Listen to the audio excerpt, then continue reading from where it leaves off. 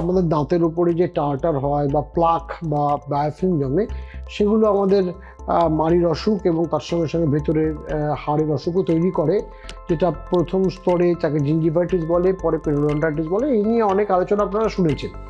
এটা হচ্ছে, অনেকেই আমাকে মাঝে মাঝে প্রশ্ন করেন, দাঁতের ওপরে কালো ছোপ পড়েছে, এটা কীভাবে পরিষ্কার করব? স্কেলিং করলে তো এনামেলের ক্ষতি হতে পারে।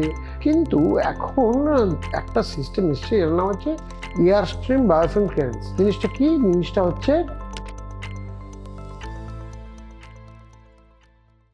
আজকে আপনাদের সঙ্গে একটা জিনিস নিয়ে আলোচনা করব, যেটা একটু নতুন। নতুন কেন? কারণ এটা আমাদের ক্লিনিক্যাল ডেন্টিস্ট্রিতে খুব বেশি দিন আসেনি, কলকাতাতে নেই, সবে জাস্ট কলকাতাতে এলো। এই জিনিসটার নাম হচ্ছে এবিসি। এখন এবিসিটা কি? এবিসি শুধুমাত্র কতগুলো অ্যালফাবেট নয়। এবিসি মানে হচ্ছে এয়ার স্ট্রিম বায়োফিল্ম ক্লিয়ারেন্স। ব্যাপারটা একটু বুঝিয়ে বলি, তাহলে আপনারা বুঝতে পারবেন। সেটা হচ্ছে, আপনাদের নিশ্চয়ই জানা আছে যে আমাদের দাঁতের উপরে যে টার্টার হয় বা প্লাক বা বায়োফিল্ম জমে, সেগুলো আমাদের মাড়ির অসুখ এবং তার সঙ্গে সঙ্গে ভেতরের হাড়ের অসুখও তৈরি করে, যেটা প্রথম স্তরে তাকে জিঞ্জিভাইটিস বলে, পরে পেরিওডন্টাইটিস বলে। এই নিয়ে অনেক আলোচনা আপনারা শুনেছেন। এবার এই অসুখটা ট্রিটমেন্ট করার জন্য আমাদের বেস্ট ট্রিটমেন্ট প্ল্যান হচ্ছে ওগুলোকে পরিষ্কার করতে হয়। তার জন্য স্কেলিং একটা প্রসিডিওর, তার সঙ্গে রুট ক্লিনিং একটা প্রসিডিওর, এছাড়াও অনেক সময় হয়তো লেজার করতে হয় বা সার্জারি করতে হয়।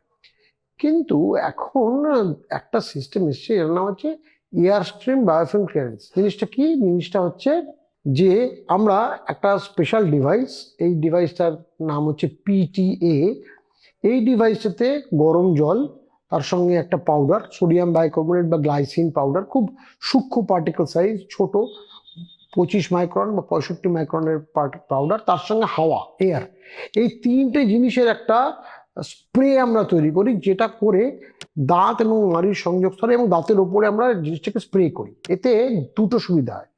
সুবিধাটা হচ্ছে, একটা হলো যদি কোনো প্লাক বা বায়োফিল্ম থাকে সেগুলো পরিষ্কার হয়ে যায়, এবং সবচেয়ে বড় একটা সুবিধা আছে, যেটা আপনাদের জন্য হয়তো একটু চিত্তাকর্ষক মনে হবে। সেটা হচ্ছে, অনেকেই আমাকে মাঝে মাঝে প্রশ্ন করেন, দাঁতের ওপরে কালো ছোপ পড়েছে, এটা কিভাবে পরিষ্কার করব?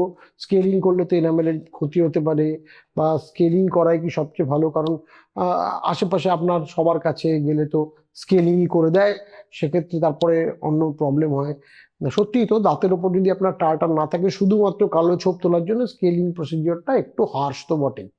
সেক্ষেত্রে এই এবিসি বলে যে প্রসিডিওরটা রয়েছে, এই এবিসি বলে প্রসিডিওরটা, যেটাতে আমরা এই তিনটে জিনিস যেটা বললাম, জল, হাওয়া এবং পাউডার, এই তিনটের একটা মিশেল তৈরি করে এটাকে আমরা দাঁতের উপরে খুব হাই স্পিডে জেটের মতো স্প্রে করি। এতে কিন্তু এই দাঁতের উপরে যে কালো ছোপ বা বিভিন্ন ফুড স্টেন বা কালার স্টেন, ইভেন আপনার দাঁতে যদি ফুড থেকে ইন্ট্রিনসিক ইয়েলো স্টেনও হয়, হলদেটে হয়ে যায় দাঁত, তাহলে কিন্তু সেটাও পরিষ্কার হয়ে প্রায় সাদা হয়ে যায়। তার মানে, তবে হ্যাঁ, এবিসি কিন্তু দাঁত সাজা করার প্রসিডিওর নয়।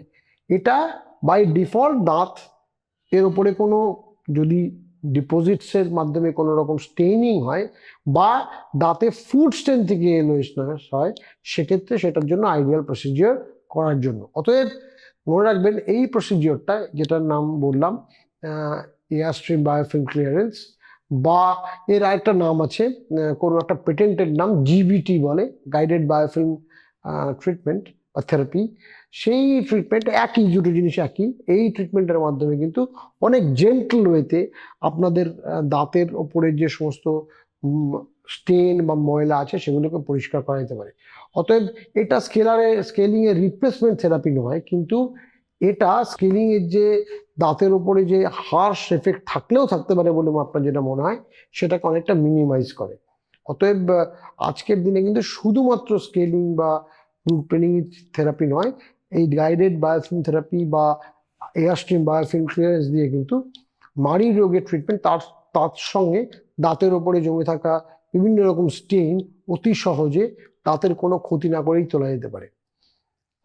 আপনারা কমেন্ট বক্সে আমাকে প্রশ্ন করতে পারেন, আপনারা কি বিষয়ে আলোচনা চাইছেন, দাঁত সংক্রান্ত, দাঁতের চিকিৎসা সংক্রান্ত সেরকম টপিক আমাকে সাজেস্ট করতে পারেন। আমি তাহলে এর পরবর্তী সময়ে অন্যান্য আলোচনায় সেই সমস্ত জিনিসগুলোকে নিয়ে আসবো, এবং তার সঙ্গে আপনাদের সঙ্গে একটা কমিউনিকেশন তৈরি করার চেষ্টা করব। আজকের মতন আপনাদের থেকে বাই বলছি, কিন্তু আবার নিশ্চয়ই খুব তাড়াতাড়ি আপনাদের সাথে দেখা হবে।